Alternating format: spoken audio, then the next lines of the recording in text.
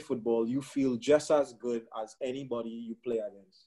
That's exactly. I mean, that's You what play, this podcast is about. It's like it doesn't matter. Like that American stereotype of like, oh, you didn't go to a top D1 school, like hang yeah, out the boots. At yeah. 21, your career's over, and it's just so ridiculous. That's You know? dead.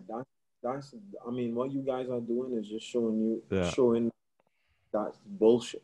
Better to have a short life that is full of what you like doing than a long life spent in a miserable way. Welcome to Footwork. Hey, Hey, bro. what's up, Akil? How you doing? I'm good, man. How are you then? Good, good. Long time no see.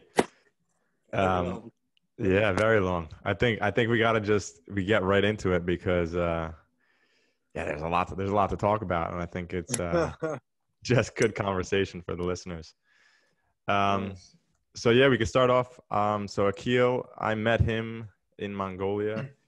Um, long story short is you knew Fabian and Fabian knew you, and Yeah. that's basically how I got to Mongolia.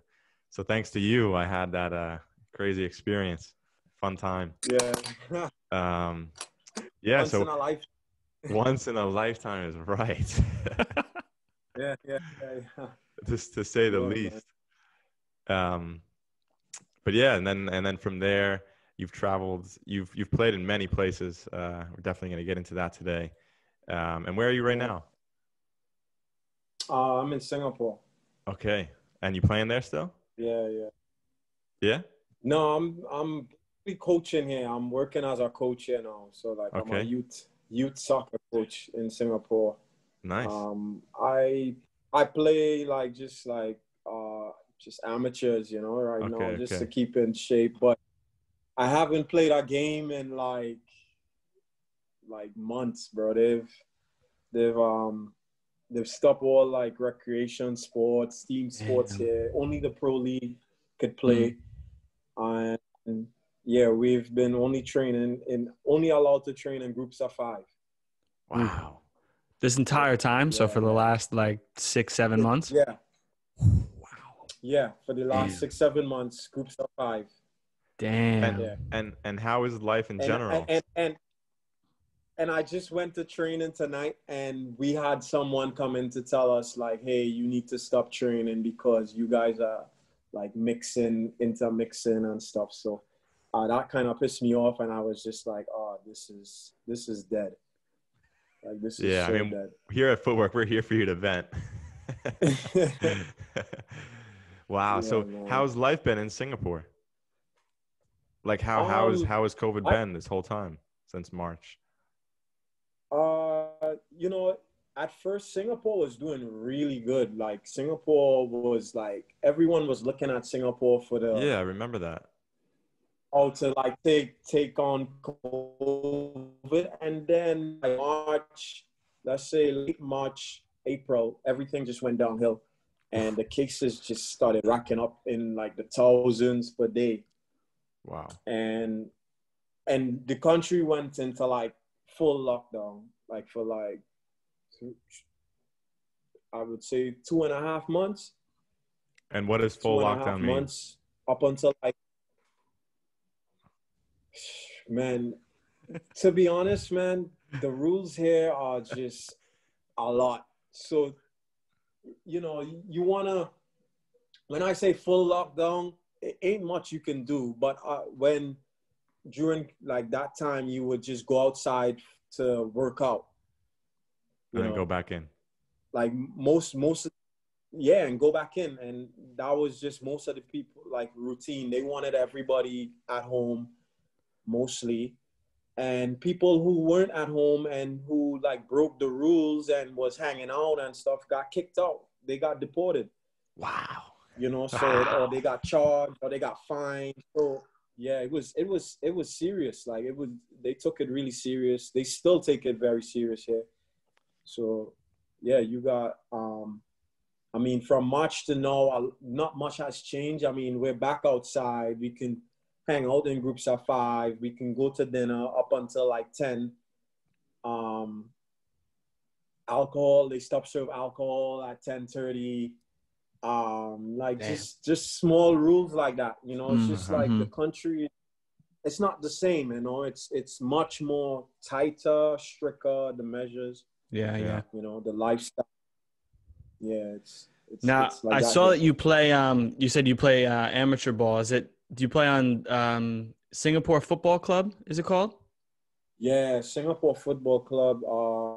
And yeah, we play like in this league they call the Cosmo League, Hmm. and that's like, so this league is just mostly like expats, a bunch of guys, mostly like European dudes, and you know a lot of dudes who like played before, like at a decent level. So Mm. the levels is not that bad, you know. Like you go out there on a Saturday before COVID, and it would be like a fair game, you know, like you Yeah. know, yeah. I was looking at the roster, and I actually know a guy. I wonder if he was playing. Maybe you guys were playing at the same time. So his name's Ross Macklin. Yeah, right, yeah. I know Ross, yeah. He's a U.S. guy, so I played with him way back. Well, not way back, but a couple years ago. He was involved in a stockade team with me, and then Sean, he actually was the assistant coach for Vassar and played at Vassar. When we were there, he was Wow, what a assistant small. coach. And he's in Singapore now. And he's in Singapore playing with Akil, man. It's a small world. Yeah, very small, man. That's dope, man. Nice. That's Amazing. crazy. Well, when we start this out, I have a very, I got to know, Akil. Have you, because Sean talked about this on earlier podcasts, but have you ever had like a hairy Tsuven experience like Sean in Mongolia? Like what? The hairy Tsuven? Oh, like finding here in food? Yeah. You know, like those flour noodles. Oh, yeah, man. Like, that the food there is none to talk about, man. Like, it's so So bad. you don't have a favorite. You don't have a favorite so Mongolian bad. food. No, I don't have a favorite Mongolian dish. It would be like I don't miss the food there at all, man. Like, for real. It was, but the dish that Sean is talking about, like, it's pretty popular amongst like Mongolians. That's like, it's a pretty popular dish. It's pretty popular to have. Is it pretty popular to have hair in it too, or is that? It's pretty popular to have hair in any type of food there. Like, oh man, the customer service, the everything there. It's man, different. how to describe? It's Different. difficult. You can't describe it. Yeah, it's just one of them things. It's just one of them things. I feel like you gotta just go and just experience it. Yeah, you know. So a lot of that, people ask me like, what was it like living in Mongolia? And not many words come to mind, but wild, different, you know, hairy.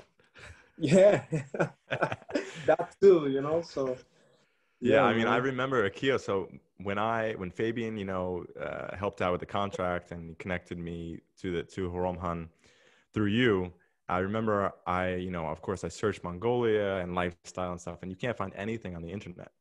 And he connected me with you, and I gave you a call, and you said that you're like, they have, the supermarkets here, they have everything.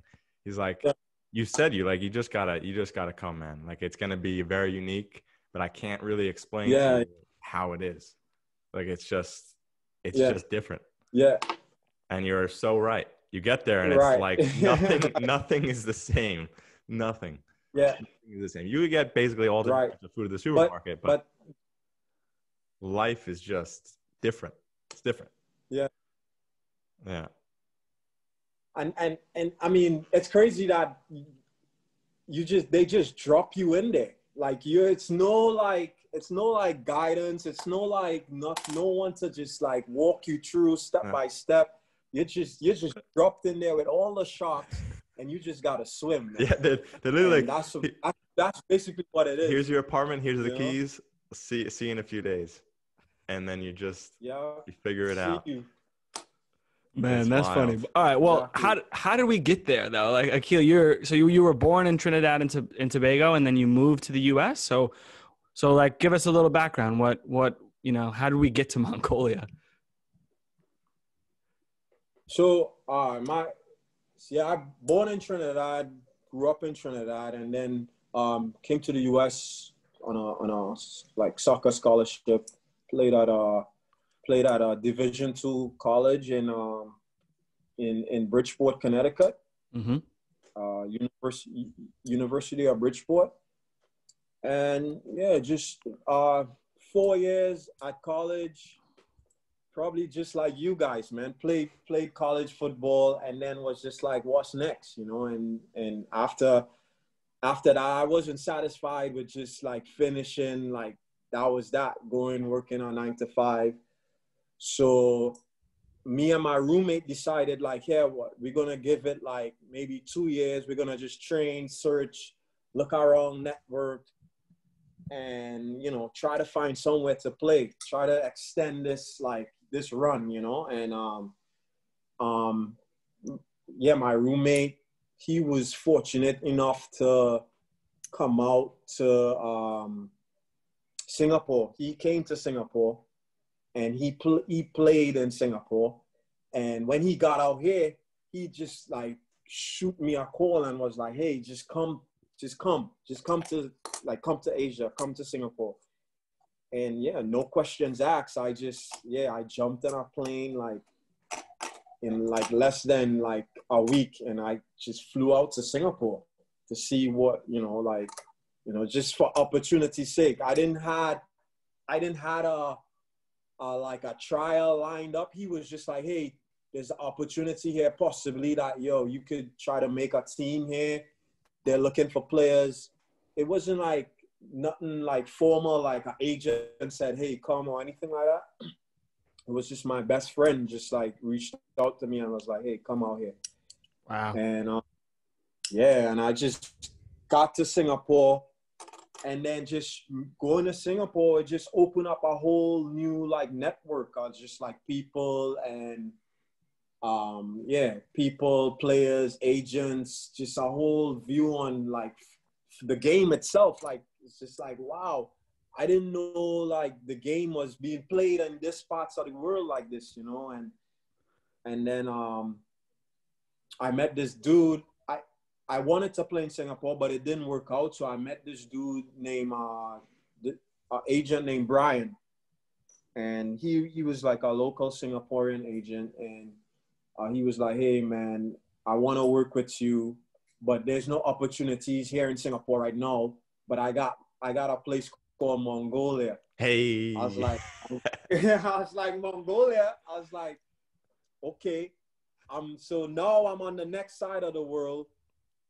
I don't have anything going on in Singapore, and honestly, I don't want to go back. I don't want to like go back. So what you do, you go next You're step going forward, yeah, and yeah. that was Mongolia. That was Mongolia at the time. So I took that opportunity, and and then from there, I played in Mongolia a couple different occasions, Mm-hmm. though. Different occasions. I left, I went back, I left, I Mm-hmm. went back. So, but that first time kind of opened the door for me, like able to like go there, and probably able to like open that door for Sean also. So Yeah. that was that first time that taking that opportunity, Now, before we get into like kind of, I mean, I from Transfermark, I kind of know where you went and so on. But what was what was your first experience like in Mongolia? Because you didn't know anyone. Like I was able to call you. I spoke to Austin Yeah. as well, who was another American on Yeah. your team Yeah. beforehand. So I kind of had a little bit of a feeling. But I Yeah. mean, you just have this guy, Brian. Shout out, Brian. Yeah. I mean, what are you when you get there? My first time in Mongolia was a nightmare. Yeah, it was a nightmare. Please explain. I have a word to describe that. It was a nightmare. Like the just the club, the housing, yeah.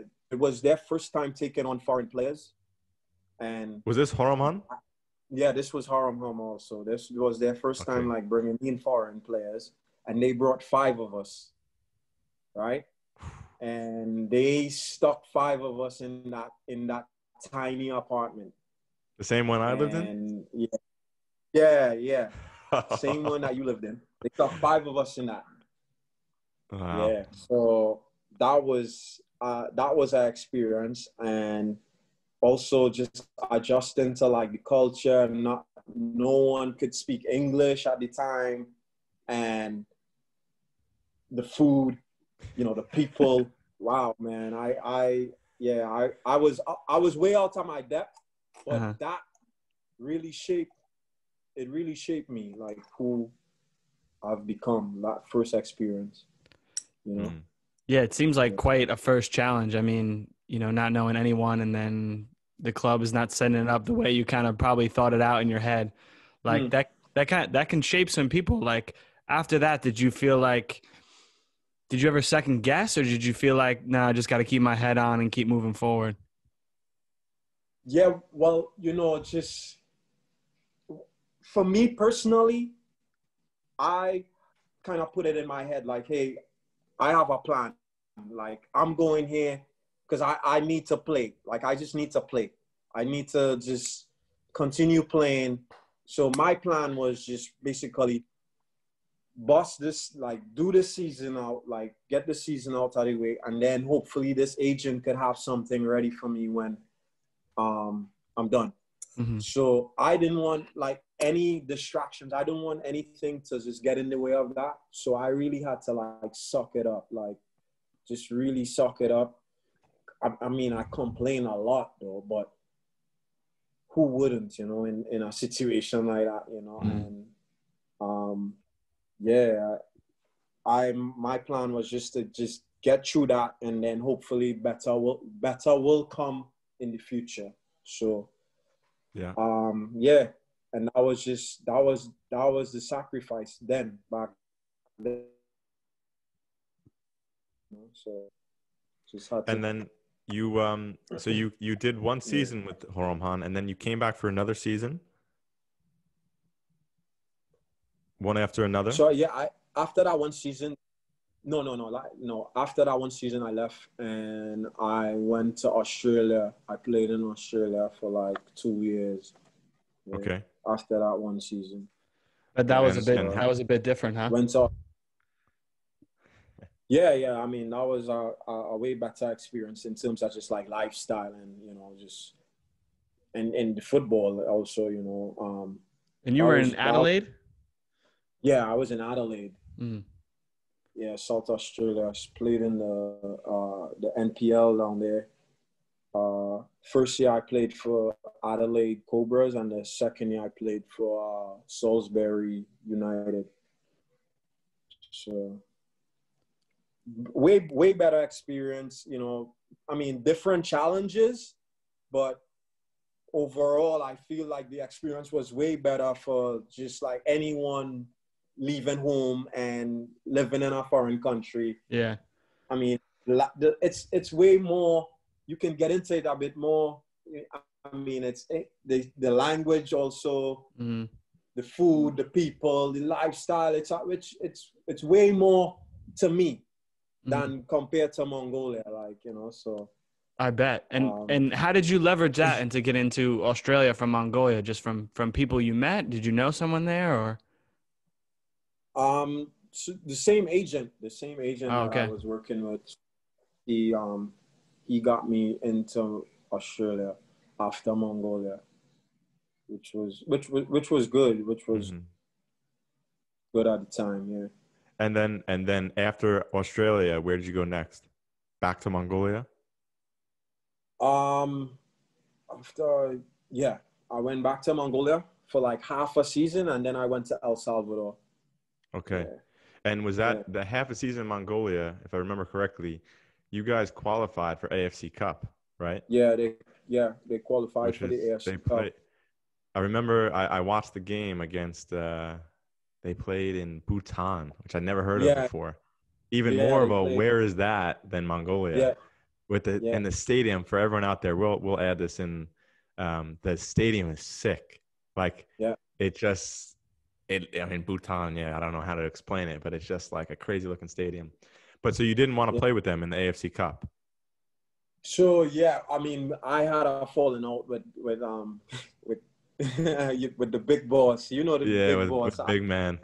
Yeah, I had a big falling out with him, and at the time, and then it's funny because when I had that falling out with him, something else opened up, and it just made an excuse for me, just like, okay, like I'm just gonna leave. Like, Were you in right. Did you play the first half of the season or the second half? The first half. First half. Gotcha.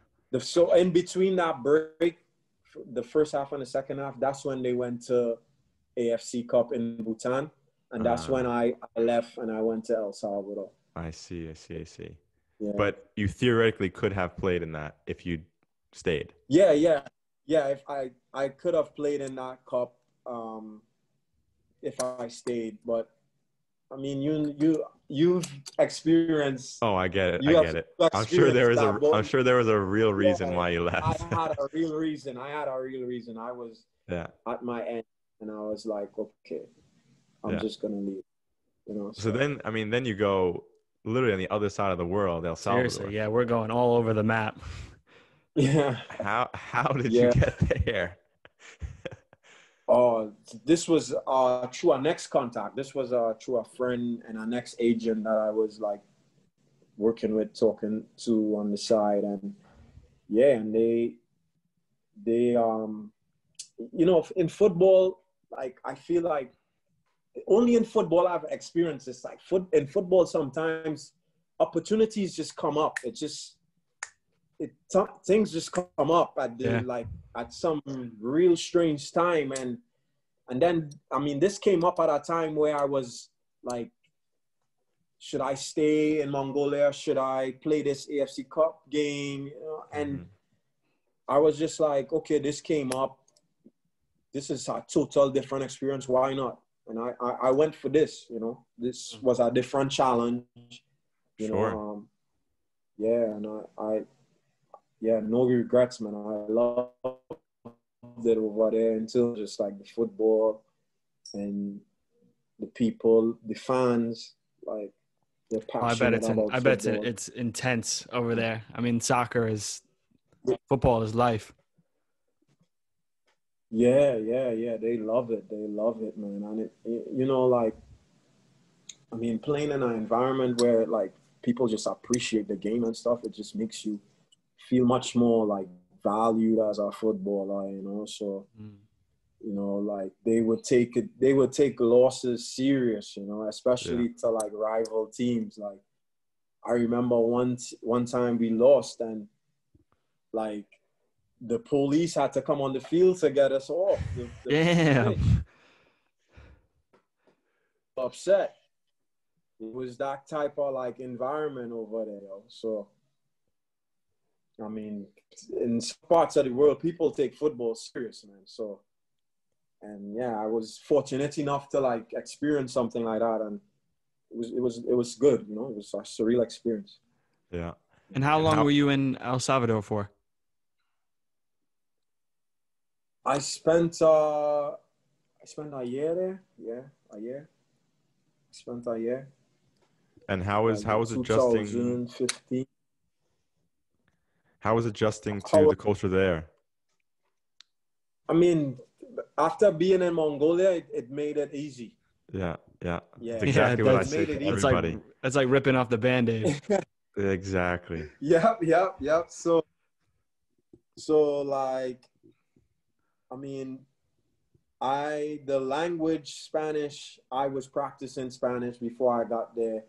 And somehow when I got there, like eventually I was speaking Spanish. Like I started speaking Spanish and got into the culture, and, you know, and the people are nice people. They're friendly. They want to help you. You know, I mean, on the flip side of it, it's a very dangerous country. But where I stayed and stuff, like it was pretty safe for us and stuff. But yeah, I mean, it's way more easier to like live there, I would say, you know. Sure, sure. Yeah. And Also, the language, like you said. they use the U.S. dollar over there also. Oh, So, wow. Okay. Really? yeah, yeah. Ah. And I'm sure money goes a long way there. I mean, Mongolia goes a very long way, but El Salvador, I would imagine it's the same thing. Yeah, man. Yeah, it does. Is Yeah, it money. is it more or less than Mongolia, or is it about the same? Um, it's a bit more. It's a bit Okay. more. Wow. A bit more. And did you feel like, like you couldn't really go out into the city? You said it was like a dangerous place. So did you kind of have to watch when you went out, or like were you kind of Um, confined to your spot with the team? so where I stayed in this small little city called, well, not city, like a town called Ahuachupan, and Mm, that's like closer to the Guatemalan border. okay. Uh, so that little town, they say coincidentally it was like this one of the safest place to live in El Salvador. Mm, So that's nice. yeah, yeah, which was good. Like I felt very safe walking around, and everyone in that town knew who I was. Like because everyone comes out on a Hmm. Sunday afternoon to watch the games and stuff. They support the team. So I mean, being a footballer in a town like that, you feel very like you feel very welcome. Mm, You know, so but in terms of just going to like the capital, like San Salvador and stuff, like no, I couldn't do that myself. yeah, yeah. I think that there is where like all the like crime is and everyone is, so people would advise me like, hey, like you shouldn't go out there by yourself, or you maybe go with someone that, who knows it. Mm, Uh, yeah, Yeah. yeah. totally understand. And when you go to these places, like, Sean and I, we like to just go out and, adventure and discover. Were you, especially like in El Salvador, Guatemala, and, these countries down there, Belize, like, were you able Mm. to go around and see a lot of things, or? Unfortunately, I saw a lot of the country with my team, Mm-hmm, not by mm-hmm. myself. I saw it like just because a lot of the games you have to travel within the country, which was pretty dope. Like, so I mean, El Salvador is it's really like a mountainous like country, and so you're traveling just through like just real scenic places. But yeah, most of that I would see with my team. I didn't see it by myself. Yeah, Mm. it's a big risk to travel out there by yourself, man, in El Salvador. Yeah. I bet. So you only stayed there for a year though, and it sounded like you really enjoyed it. So was it something, you wanted a new adventure, or, you moved on from Um, there after a year, right? yeah, I got injured. Mm, I got injured, and I I had to take a break. My injury was I had like a abductor injury, which was really really bad, and I was out for like about a month, 2 months.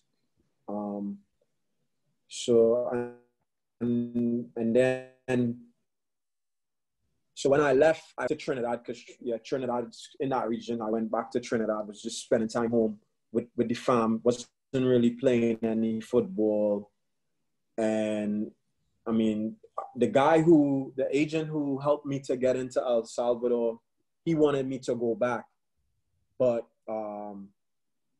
with the same team, But I just how my injury was and all that. I didn't go back. I chose to just like chill, spend some time, because doing all that traveling, I wasn't home for years.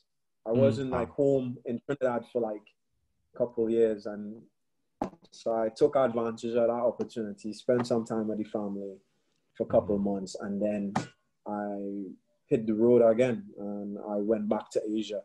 wow. Yeah, Props to you yeah. though, man. Like after all those years spending abroad and you come home and you spend some time with the fam and stuff, like it's got to be so hard to leave again, no? Or were you like Yeah. itching to go get that next contract? It a bit of both actually, Yeah. if Mm-hmm. I remember. A bit of both. It was just like nice nice feeling, be home, spend that downtime. But then, you know, when you're on the road and you're playing, and it's something, it's become a part of you. So Yeah, you can't nothing just hide compares. from. Yeah, nothing compares to that. So, you know, it's so a part of you. So you, at that time, I felt like, okay, I spent enough time. Now it's time to like head back out.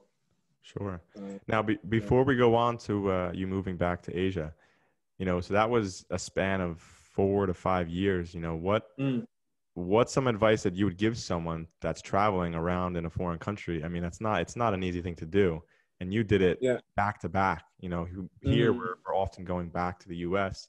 You know, every 6 months, year, recoup, and then you're back at it. But you were just going from one to yeah. another. What did you find that really helped you able to do that? Um, honestly, man, just like, I think my like sheer will, just I wanted to get the most out of every like situation, get the most out of every opportunity, because I mean, coming from like I would say, like, where we coming from, you guys are like doing amazing. Just to pause to go on, you guys are doing amazing. And like the level you guys are playing right now, like you guys just like put yourself in a different like stratosphere in terms of just what really achieve. For guys who've just like didn't play like probably D1 soccer, didn't get like an MLS draft, like you guys changed that whole narrative. But just going back to me now, like me, like I didn't have that much opportunity, you know, like, so when I did get an opportunity, I'm just like, yo, I'm gonna make the most of all opportunities, you know. So I just wanted more, you know, like one opportunity come, okay, what's the next one? Yeah. And you know, and it's just that way, that will, that hunger, you know, just to want it, you know, at any level, you know, want to like experience it, you know. So,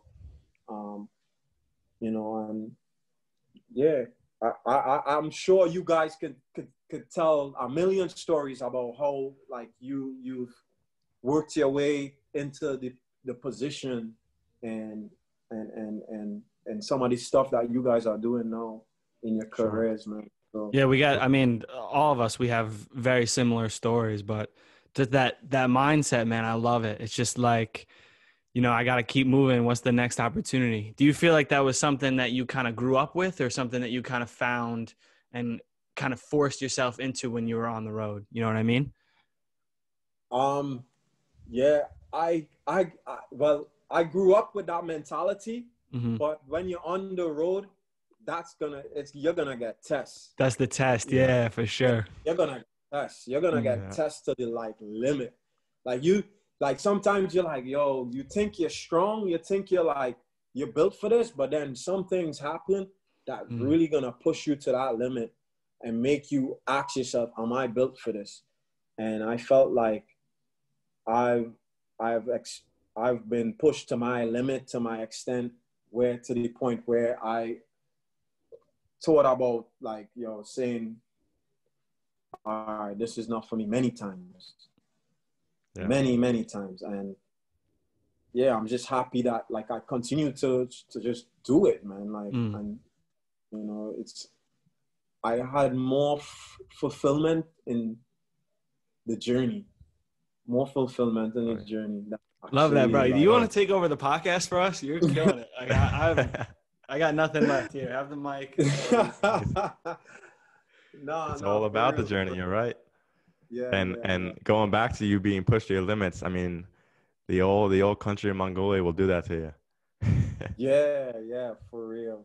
I would love for Dylan to just go out there. I've told it to him. I've said to One many day. friends here, I want to take them, like some good friends I have here in Germany and Hamburg, and we go play for like Horoman for a year together. Yeah. You know, Yeah. I cannot explain how it is, like the training facilities, the like just.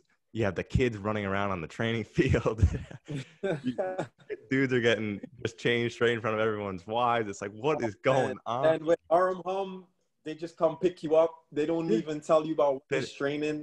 We don't know what time training is. I could be somewhere they call me and say, hey, like they not in English, but it's like, I'm here. It's like, I'm here. Yeah. Got to run back to the apartment, get my stuff and go. And it's just like, there's no organization. Wait. Am I hearing this right? So you didn't have a training schedule, really? Or No. Some days they just sometimes you knew, but sometimes I would just be like, I don't know, out in that cafe, just walking around with Nigel, and we get a call like, "Where are you?" We're at the apartment. And it's like, what? We're on the other side of the city. It's crazy that like you went there like after me, and this like it hasn't changed. It hasn't changed. Nothing. It's the same behavior, same type of like. I bet that your story, that the reason you left, Nigel or I would. It's the same thing with him, with Big Man. Yeah. I bet it's the same. Yeah, Big Man. I mean, for your listeners, Big Man is just like he is. Oh my God. Is he the owner or is he the coach or? So he's the owner. So his coach, manager. Okay. So, but what makes it a funny dynamic is his wife. His wife works for like the British Embassy, so she can speak English pretty well. Okay. The husband, Big Man, doesn't speak any English, and he runs the club. Like he runs the youth academy. He just does everything for the club. Does he sell the concession too? He sells the hot dogs and the sodas. No, he's selling Subin on the side. Comes with or without hair. Yeah. But the wife is like the breadwinner. She's like financing the club essentially. Oh, okay, word. So whenever you have an issue, you need to message her because she speaks English. But it's just like a crazy dynamic trying to get in contact, and then it's always an issue. There's always an issue with everything. But it's it's pretty funny. Akil, you there? I feel like that probably like shaped everything now for you, man. Like, it's just like that place.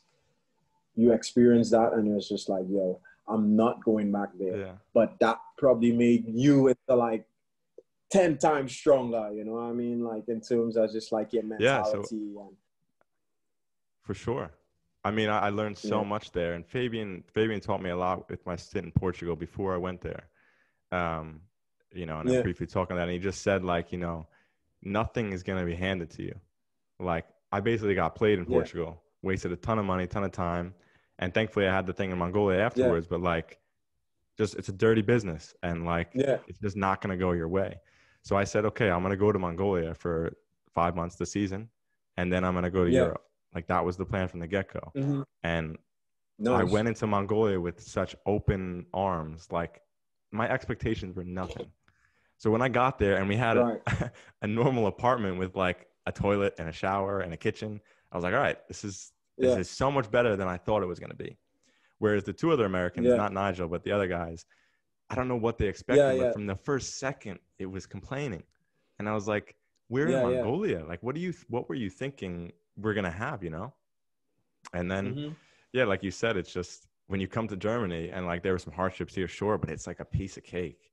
It's like not even, you can't even compare the two, And before we go on, hold that thought. So we're going to take a quick water break, everyone, because Zoom only gives us 40-minute sessions. So we're gonna get some coconut water in, some Gatorade, maybe some Subin, and we're going to come back.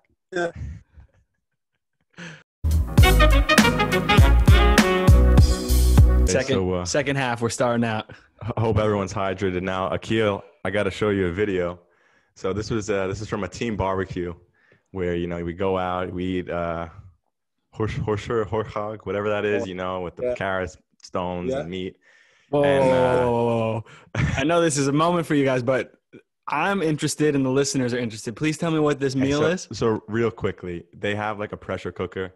Okay. They have a ton of meat. It's lamb, I believe, right? Or mutton. And they put it in this thing with onions, potatoes, carrot. Yeah, it could be. It might be a dog. And then they put rocks. They get like rocks from the river, and they put it in the pressure cooker with everything. And then you cook it, and then you eat it. But anyway, during this, they get lit Like they're drinking vodka like no other. And here I got the big man, the big man from the club singing a tune. He has an incredible voice, believe it or not. I don't know if you've ever heard this, Akil. Yeah. This is Nigel here singing. So here we go. Everyone watch this. Ooh, love this.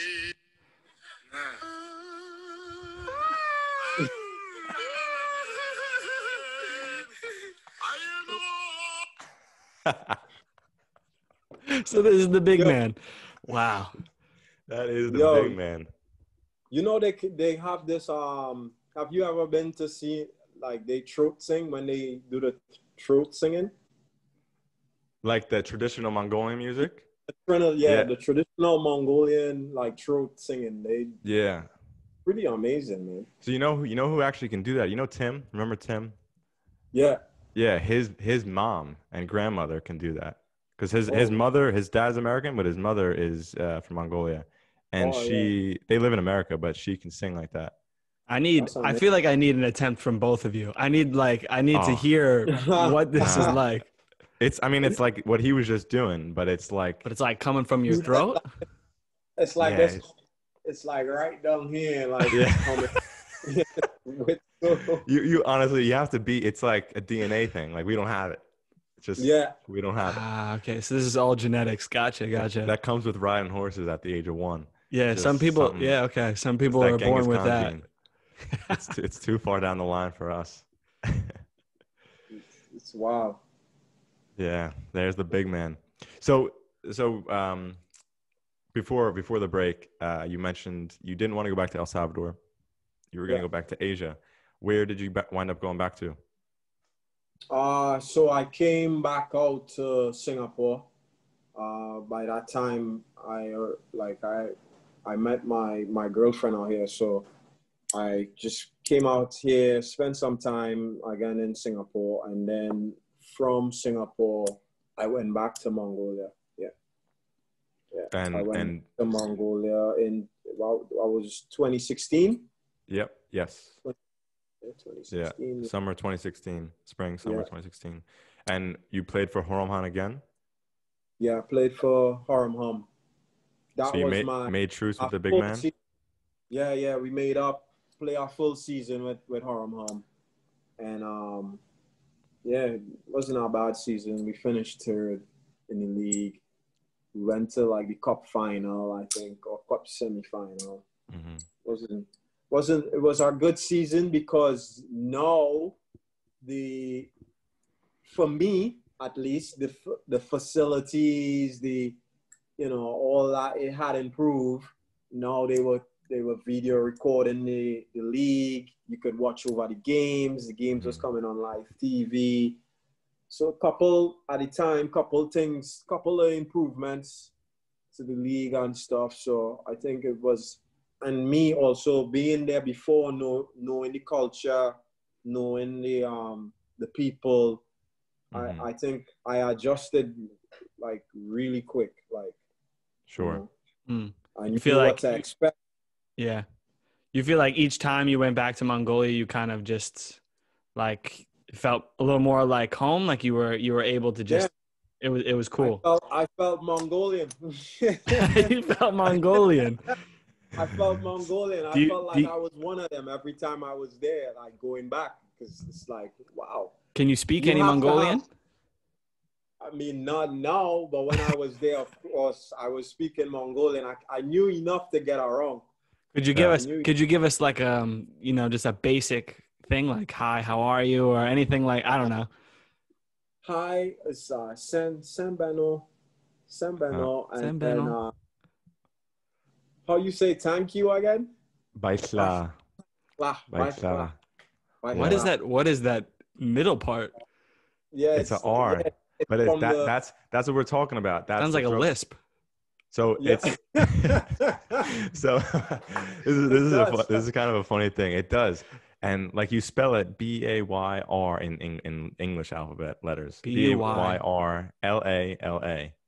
But like that R is literally like a, and like you just like I just say baitla. Like it's kind of like a. It really does sound like you're honking a loogie. My dad would say it sounds like they're talking with like marbles in their mouth. because like it's like very deep with the throat, some of the sounds. Mm-hmm.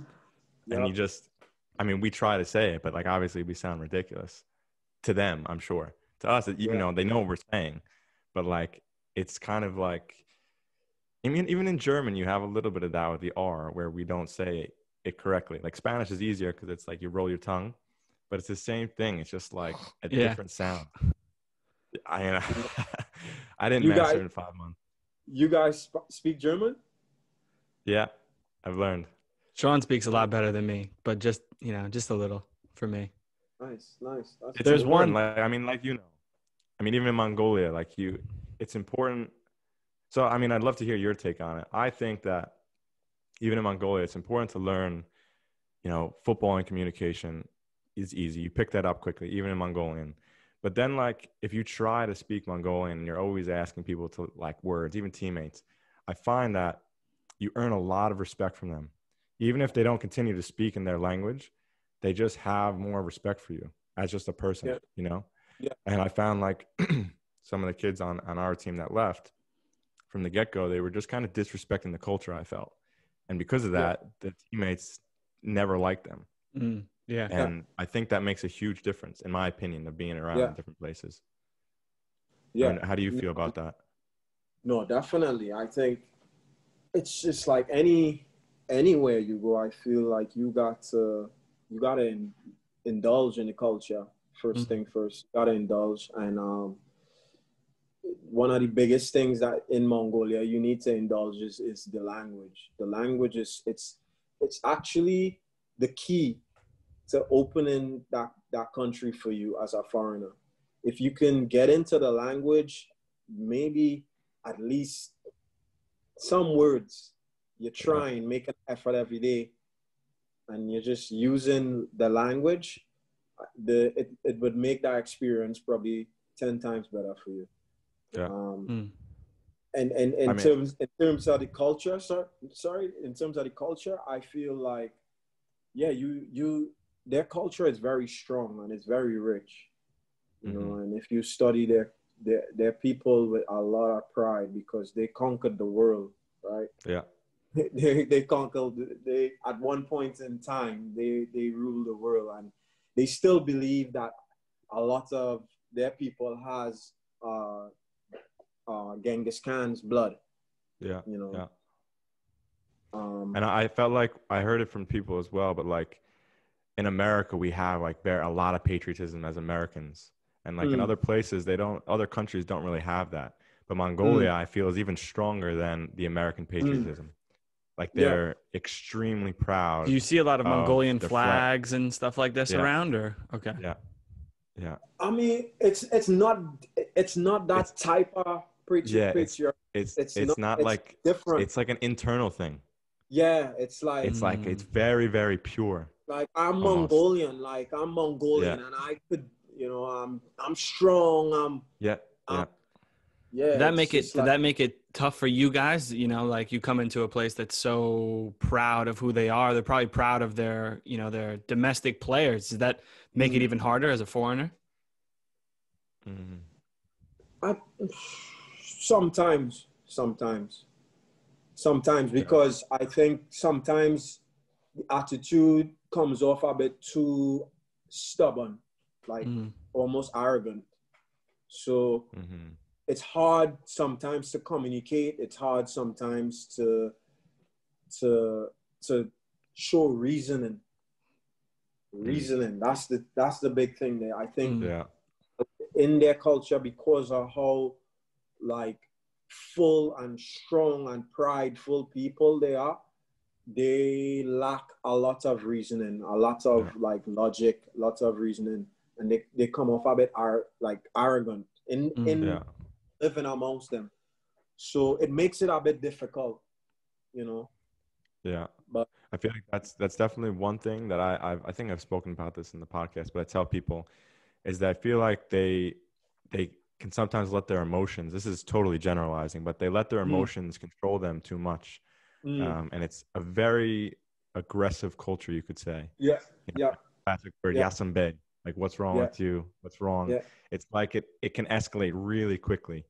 and it's like you just solve everything with like an argument, yelling, where it's not like just talk it out. It's just like it goes from 0 to 100 instantly, and that's just how it is. And then afterwards you move on. But it's like that pride and mentality and almost an ego thing, where it's like they got to show that they're strong. Yeah, and it's just how it is. It's no disrespect, but it's almost barbaric how they solve things. Yeah, it is. They solve things very like okay, let's just fight. It's like an alpha. Who's the alpha? Yeah. Assert your dominance, and then we'll go back to the. Yeah. I mean, it's like a Genghis Khan culture. If you would think of how are people in Genghis Khan time, that's how they would be. Of course, it's not so extreme, but it still is there, and they're incredibly proud of who he is. I mean, there's statues everywhere. But yeah, I mean, I think that's he's point of where it comes. He's a god, huh? Yeah, he's God. Is he on the money? He's on the money. Yeah. he is the money. There's no escaping. Yeah, man. That's crazy. No, you're not going to lose that culture there. I think I was so fascinated by the whole thing. I mean, I am so happy. I mean, really, thanks to you, Akil, that I went there. Like, I couldn't, like, you're one of the few people that could say, I lived in Mongolia, and I played professional football in Mongolia. Not only did I live there, but like I played in the Mongolian Premier League. Yeah. I mean, and you're a veteran. I think you're one of the few. He's a legend. He's a legend in that league. Really? When you showed up, I felt like, oh man, I'm a veteran here, man. Like when you were there, I was just like, shit, I've been here too long. Like, but yeah, I mean, for me, it was something different. Everybody who's there has a different reason. And for me, I had many different reasons, but like for me at one point in time, I kind of just got used to it. At one point in time, I was just like used to it. Like, okay, I can do this. I'm just here to play, and that's just what it was. And I just left it like that. Because I knew at the end of the day, like, I knew my reason why I was there, Sure. Once I'm fulfilling that reason, then everything is okay. Sure. Everything everything I don't need to worry about. Yeah, that's just noise. Everything else is just noise. You're there for a purpose. Exactly. Yep. Now I want to come way back because I didn't actually know this. So you played 4 years in college in America. How was that coming from Trinidad to America, and especially like the college experience? For the first year in college football for me was rough in terms of like the physical demands of the game in college football. Yeah. College football, coming from Trinidad to college football, it was fast. The game was very fast. Very at 90 miles per hour, direct. Kids are way stronger, like physically faster, like, the ball is played in the air a lot. So I had a rough freshman year adjusting to the game in the U.S. soccer. But the summer after that, I worked really hard, like that summer, like in the gym, just like doing a lot of physical work on my, like myself, on my game. And then I feel like I adjusted into the game. Yeah. I see a lot of similarities from like the college to the Mongolia to, all these different opportunities you had. Was like, it was tough at first, but you kind of have a mentality like I'm here for a reason. Yeah. And you're able to get over that like initial really tough hump. And then it's, I'm comfortable here. Now let me play. Yeah. Yeah. So like my girlfriend always jokes on me, like she always tells me I get it kind of late, like, which is true. Within my whole, I get things, I need time to adjust. I need time to like adjust to things. Like it doesn't really hit me until late. Like, so I think with especially with footballers, like certain footballers, even at the top level, they need time. Mm-hmm. You need time. You need time within probably our new team, within our new environment. And I think for me, I needed time in certain places. Mm-hmm. You know, the first year in college soccer was one.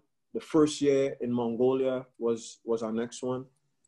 So, yeah. That's a good point. It's a lot of people don't talk like that. It's kind of like you get to a new spot and, especially if you're a foreigner, they expect performance and results right away because, you're the guy that's coming in to take other guys' spots. But little do they know, like, we need time to adjust and get used to the style, get used to the demands. And then once that period is over, okay, let us ball now. Yeah. It's more than just on the field things that like affects you. So a new environment could throw you off, and you're not as focused as you probably should be when you like get to a new team or something. A lot of different outside factors could influence your performance, So I think what makes like top level players really good is that they don't need that time. They probably could adjust quicker. Mm-hmm. Yeah, for sure. But everyone's different. Yeah. Everybody's different. Everybody's different. Now, having experienced, like you said, college, Mongolia. You went to Singapore, El Salvador. Do you find that you've maybe learned ways to speed that process up of adjusting? Like you said, you get it late, but have you found things that help you maybe speed this adjustment period up? Yeah. I think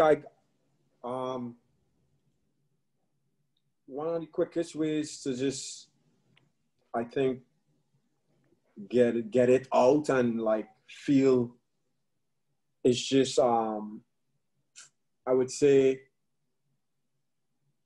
just probably talking to like your fam, like keeping them up to date, like keeping something close to you, like like making you feel, I don't know, just something that part of home. Mm-hmm. You bring that with you. You keep that with you, and then everything just kind of like opens up for you.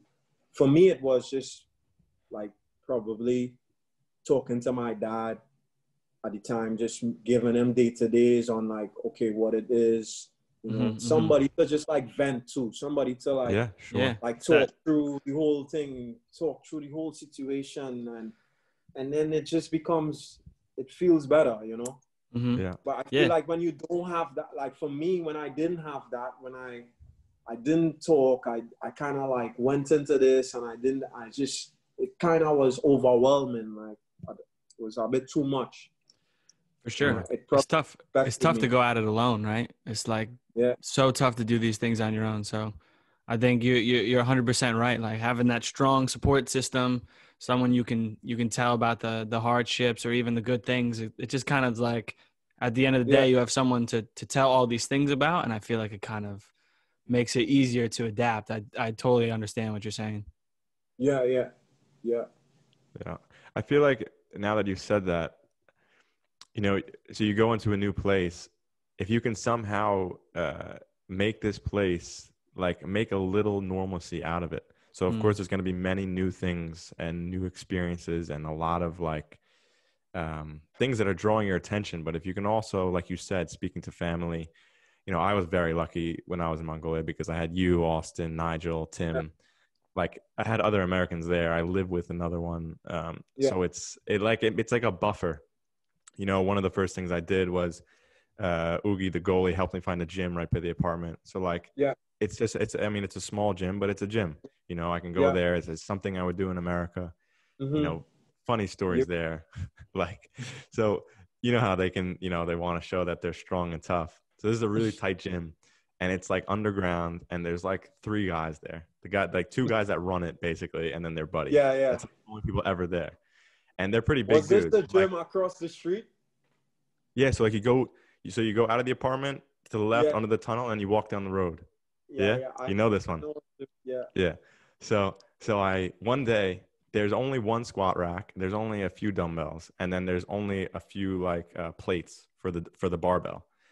And one day I'm doing bent over rows and like there's not a lot of different plates and those three guys are there and they're working out. So all four of us are working out, which is rare. The guy comes over in between one of my sets and he takes the plate off my barbell and brings it over to his.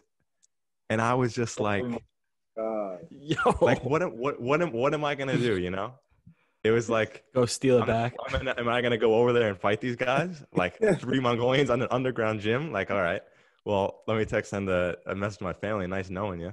I'm about to be Subin in a minute.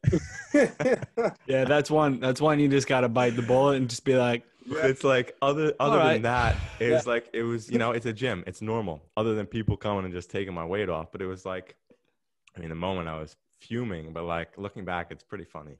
there's some Like, normalcy. Even it's though just- there's a lot it's- that's not, there Exactly. is some So normalcy. that, I mean, like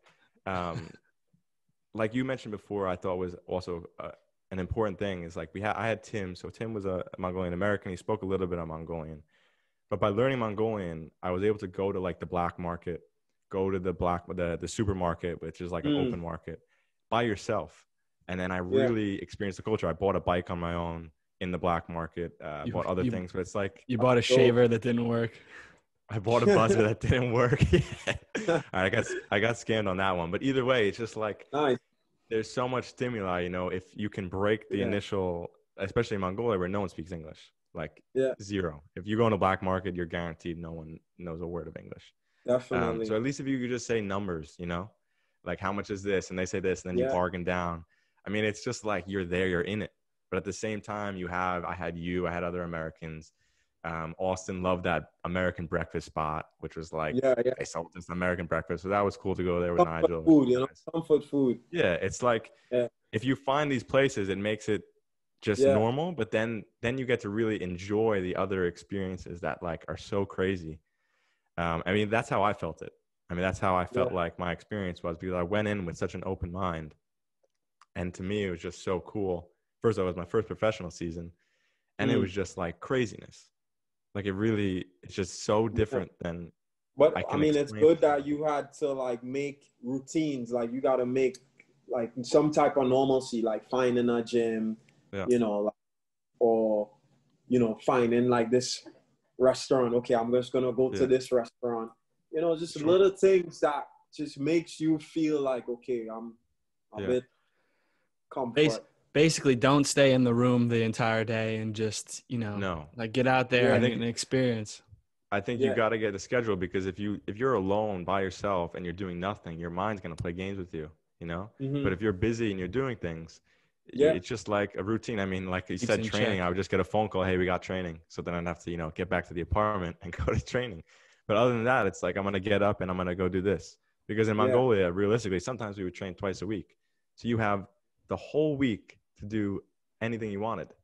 And if you chose to just, you know, sit in the apartment and watch Netflix, I mean, you're going to go crazy. Yeah, that's because you have so much free time.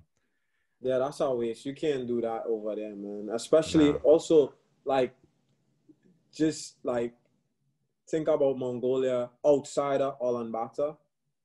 Like, there's so much to see, bro. Like, in that country also, it's a beautiful country. If you're into, like, outdoors and hiking and all these things, man, that country is the country that you want to go and see because it's just endless, like, land.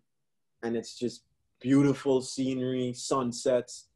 So, I mean, if you have all that time, hey, man, you could definitely do stuff like that, you know, like, you know, there's no reason to just sit in your room and watch Netflix, you know. You could explore. It's fairly safe. You know, you could explore in Mongolia. Yeah, I was fortunate enough to go to the countryside, like the center of Mongolia. But I've said before, I would go back to Mongolia to see the other places, like the Gobi Desert, the western part of Mongolia, where like they herd reindeer and caribou and stuff. I went to the Gobi. I went to the Gobi. How was it? Yeah, bro, the Gobi was beautiful, man. Like we found this like ice, I would say like this ice waterfall in the middle of the Gobi Desert, bro. It was unreal. Wow. Like That it is was crazy. unreal. Yeah. It's like this gorge and the waterfall is just iced. And you just walk up like this ice slope to where the water is supposed to be, and these like long, like ice, what do you call that? Wow. Like It's icicles just, yeah, like icicles just hanging down. Like, and it's just in the like, desert. yeah, in the desert, man. Like, so you have like these hidden gems in that country, which just makes okay. Yeah. All right, Yeah. this place is really unique. You know, Super unique. I think this is the perfect time to get into our. We have a little game for you to play if you're down. definitely, All right, cool. man. So we're gonna compare all these places. I mean, you're a nomad. You've been all over the world. So we're gonna compare some of these places with a couple questions. So it's like, for example, which place has the best food, and we'll answer from either Mongolia, Australia, El Salvador. Do we want to add Trinidad, or will Trinidad win out for all these categories? You know, I feel food-wise, Trinidad's definitely gonna win. Let's add Trinidad then, because I wanna hear a little comparison between these hear places. some about Trinidad as well. Right. So we got Mongolia, Australia, El Salvador, Trinidad. Sean, hit him. And Singapore. Oh, in Singapore, You gotta add of course. Singapore. In Singapore, yeah, of course. So hit him Sorry, with so it. we'll start off with best food. All right, best food, definitely Trinidad, no doubt. Okay, what's your favorite dish? My favorite dish in Trinidad, it has to be my mom's pilau. Okay, What what is is this? that? So it's like it's rice and like lentils, but it's like brown rice with lentils, and they add like a little stewed chicken in that with you know, you could put like a little macaroni. You guys call it like mac and cheese. You could put like a little mac and cheese on the side with a little bit of coleslaw. Damn, this is sounding good. It's our Sunday lunch, man. That's the our Sunday lunch? Wow, that's nice. Wow. You know? What would be number 2? Number 2, Singapore. Singapore? What's like Yeah, what's like the main, cuisine or foods in Singapore? Singapore is diverse. Like there's so many different cuisines here. Like there's a mixture of like Chinese, Indian, Malaysian, Indonesian. So like you got mad choices here, like different flavors. Like people before COVID, people actually used to come here to like eat like street food, you know? So it's like there's a big like food culture here, you know? And That's yeah, awesome. it's different. It's different. It's nice, but it's nothing compared to home. So that's fair enough. But I'll give Singapore number 2. All right, that's fair enough. All right, how about the best night out?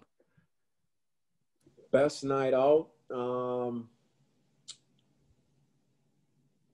I would say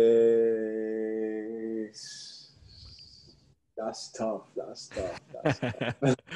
Imagine there's some good nights out in these places. Yeah, that's tough. I mean, El Salvador is definitely at the bottom of the list. I would say Australia. Australia, best night out, huh? So Adelaide's got some good times. Adelaide, good times in Adelaide any night. Yeah. Okay. I mean, a next small town, but lots of options. Gotcha. Yeah. This one's an interesting one. It's got I mean, let's see. Most interesting social custom. Most interesting social custom. Oh man. Mongolia. Has to be. I feel like that was I got a few, but will you have anything in mind?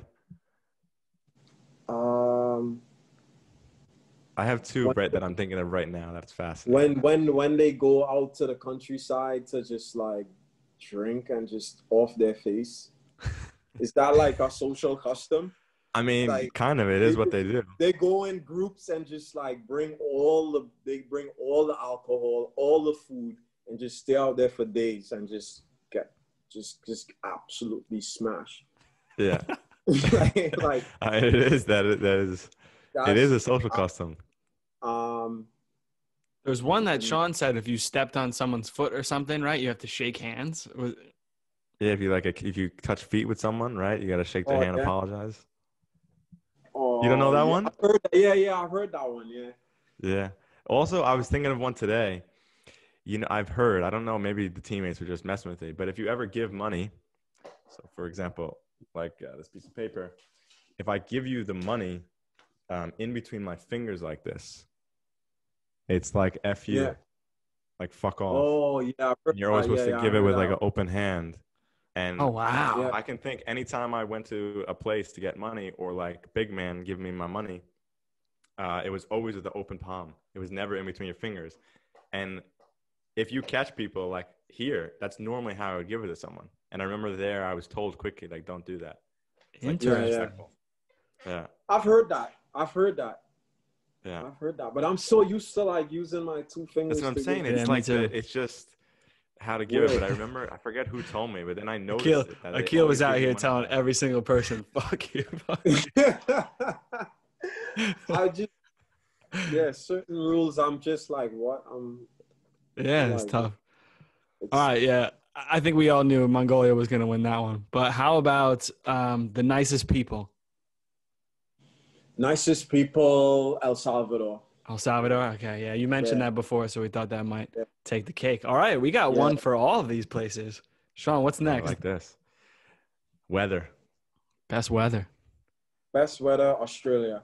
Australia takes the lead too. It's so better Yeah. than El Salvador. El Salvador a little too hot and humid, or Yeah, El Salvador is very like it's very hot, man.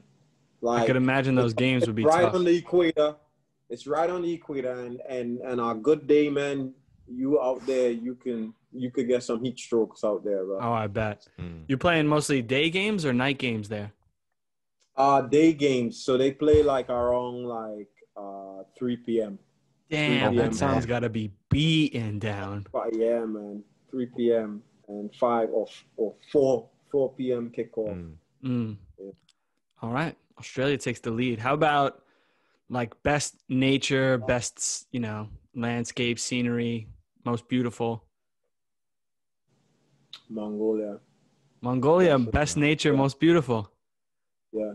Wow, I thought El Salvador was going to take that one, but Mongolia sneaks through. Mongolia is unreal, bro. In It's a terms of hidden like, gem. yeah, It's really, Hidden gem. it's there's some places you go there and it's just like wow. You know they shot just a weird fact for you. They shot Last Samurai in Mongolia. You know that, right? they shot The Iron Man. No, the movie Last Samurai.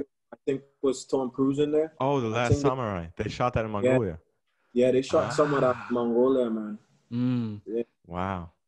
Gonna have to watch Really? this now. All right. Yeah, really. I want to see All what right, this- Mongolia's about. Yeah, you gotta go. I'm down to go whenever you're ready. Akil's coming with us. He'll be the tour guide. Yeah, All right, I definitely gotta go back, man. Definitely. we gotta. Have to Just a good just to reason. just to visit the big man.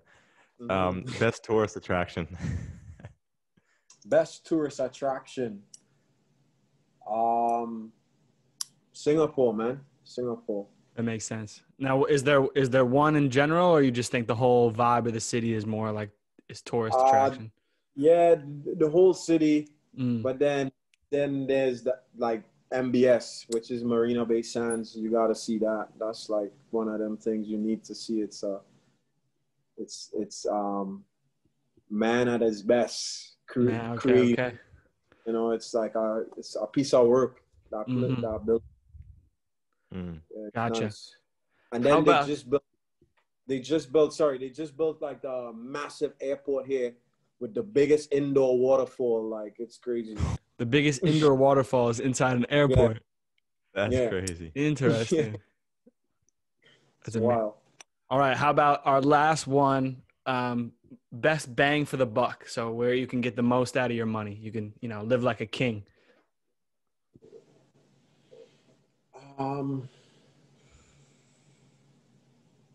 I would say This it's not even on the list, but anyway, and on the list, let's stick to the list. But Wait, is there another place you've been that's not on the list or lived? I mean, if I wanna, I just wanna be fair. Like I wanna like tell people like the best bang for your buck. You wanna live like a king. Go to Thailand. Thailand. Go to Thailand. You know, but on my list, I'll stick to my list. I feel like, yeah, maybe El Salvador, but El Salvador is it's a pretty poor country, you know. So, Mongolia, I'll give it to Mongolia, because you know, Sean, sometimes they kind of live lavishly out there, right? You know, you see the dudes rolling around with like the SUV trucks and the Hummer trucks and the Benz trucks. Mongolia is the perfect example of rich and poor. There's no middle class. Okay. Like, there's rich, and then there's just like the whole family has to live together because they can't afford rent otherwise. Yeah. Like there's really no in between. Damn. And that's the country. So does Mongolia went out from the list for bang for your buck? I think so, and that looks like Akil's going back for a 4th season. Mongolia wins this game. Mongolia is the winner. All right. That's amazing. Man, Akil, it was a pleasure catching up, man. I mean, it's been a while since we've chatted, but I forever indebted to you for basically making that opportunity possible for me to go there. Nothing, man. You don't even have to mention that, bro. Like, I would just like, I know, like, just giving people opportunities or opening a chance for somebody to do what they want to do. It's like one of the biggest things you could ever do, especially in this game. Sure. So I would want to give that to anyone, you know? Yeah. Couldn't agree more, man. You lend a hand, the next person lend a hand. It's a cycle. It's help people who are, really serious and like-minded think like us, you know? Yeah, definitely, bro. Definitely. And I mean, thank you guys for just like having me on and stuff, bro. And it, our pleasure, man. I listen to your podcast too, so yeah. I appreciate it. We kind of know you do because Singapore's got some good numbers. Singapore's got some great numbers, yeah. Nice. You guys can see it. Nice. Yeah. I'm logging on, man. I'm listening. We'll send you some Footwork stickers so you can pass it around out there. Nice. And I would love that. Also, I just wanted to say, man, like to you guys, man, like, yo, you guys continue doing what you're doing on and off the field, especially on the field.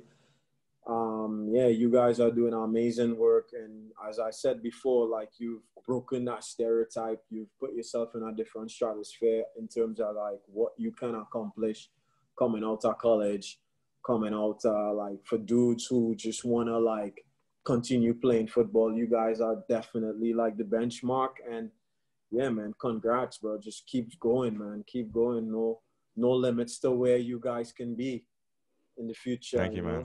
We will. Appreciate that, man. We'll definitely keep in touch, man. I'm excited to hopefully meet you one day. We'll all go to Mongolia. Yeah, man, for sure. Appreciate you, man. Have a good time there in Singapore. Hopefully the rules come relaxed a little bit, and we'll talk soon. Yeah, talk soon, man. Better to have a short life that is full of what you like doing than a long life spent in a miserable way.